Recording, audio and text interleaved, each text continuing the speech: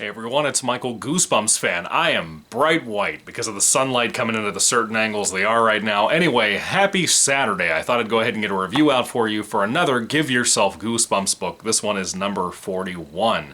I think this is the next to last one, isn't it? I believe. I think. I hope. I pray. I guess. I don't know. I think it was. There's a lot of things listed in the front of the book. Fairly certain this is the next to last one aside from like All Day Nightmare or whatever. Anyway, this is number 41 called Danger Time.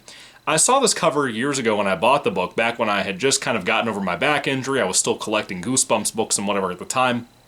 And I remember being fairly unimpressed with this cover, mainly because it's just a clock with a face. How many times have we seen something like that, not only in books and movies, but even in like your grandparents' house, you know what I mean?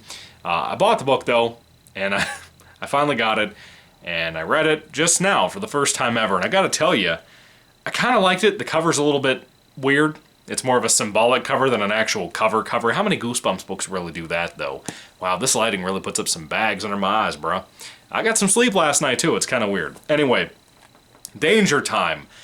I started reading it, of course I go into these books knowing nothing, and I was almost immediately rolling my eyes in worry, not in actual irritation or anything, just worry about where the book was going to go, because it is a time travel book.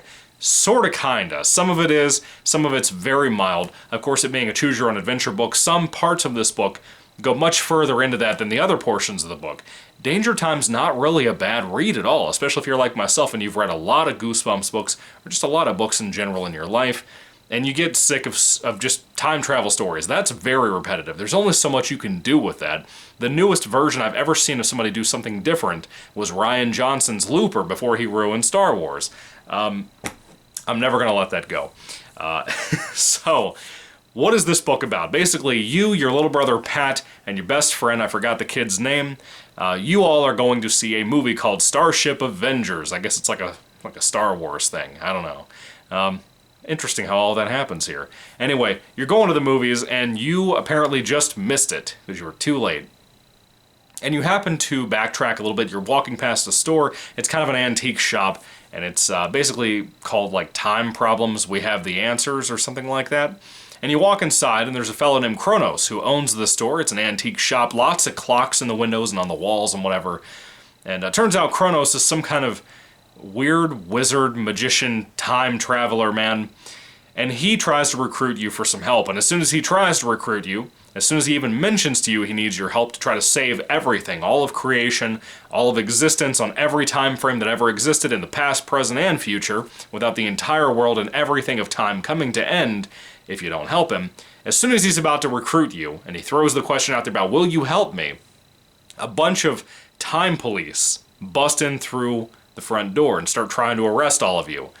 You basically have kind of a part right here. Typically with your choose your own adventure books, you have a really big fork in the road situation, like I always mention, just in case anybody hasn't heard of this before.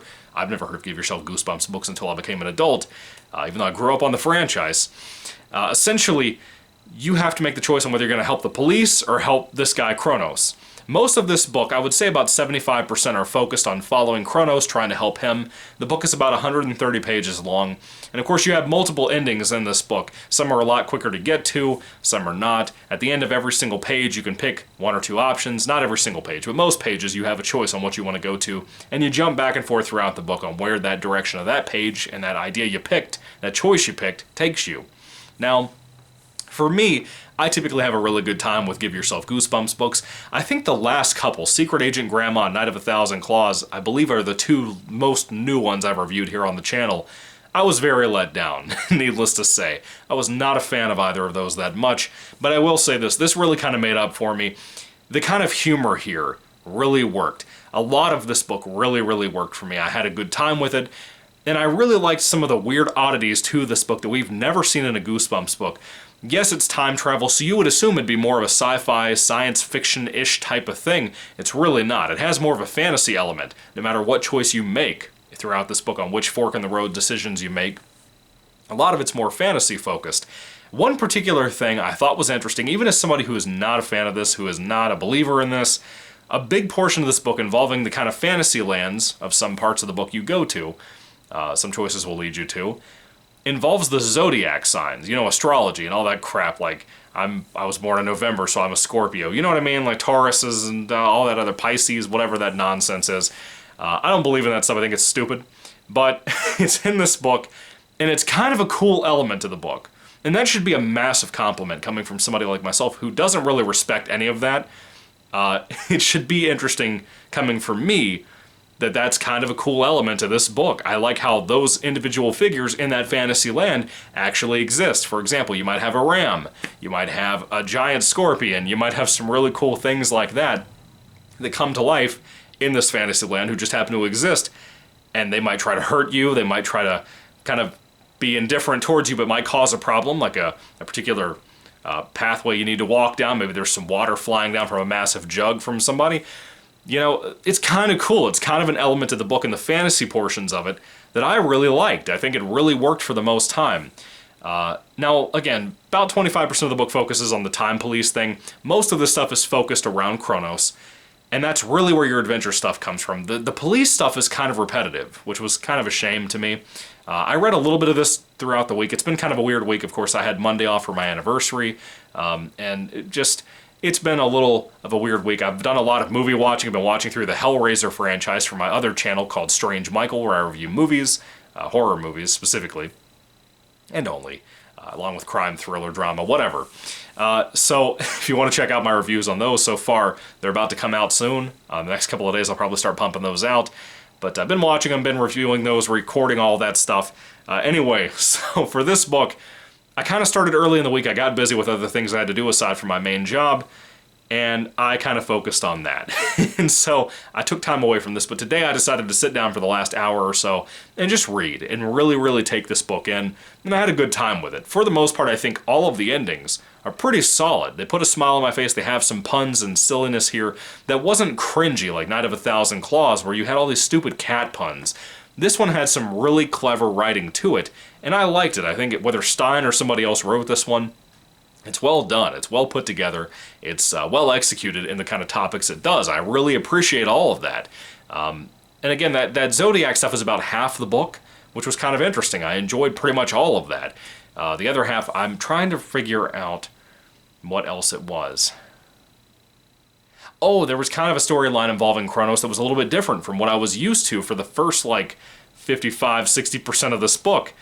It was kind of interesting. I kind of liked how it took certain concepts you started this book up with and kind of flipped it on its head. It was very interesting.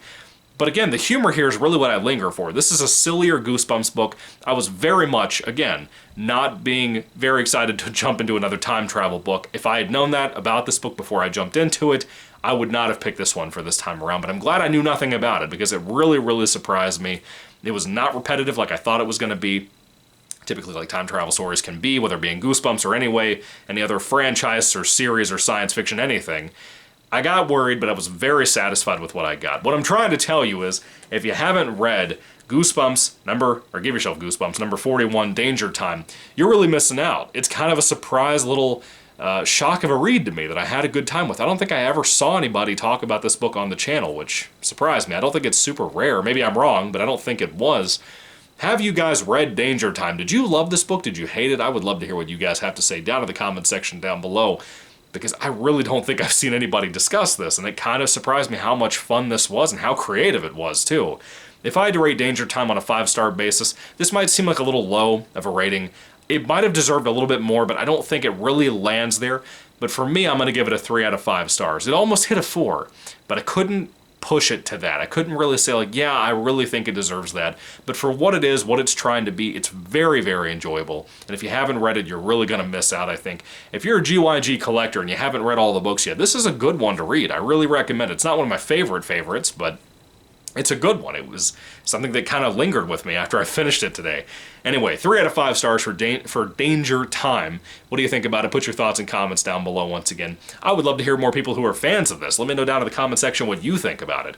I'm getting close to being done with so many series at one time, like the Series 2000. I have I think it's 8 books left of. I think I have 13 of these left, maybe a little bit less. I can't remember, I haven't paid attention to that, but I kind of counted them out about a week or two ago, somewhere in that ballpark.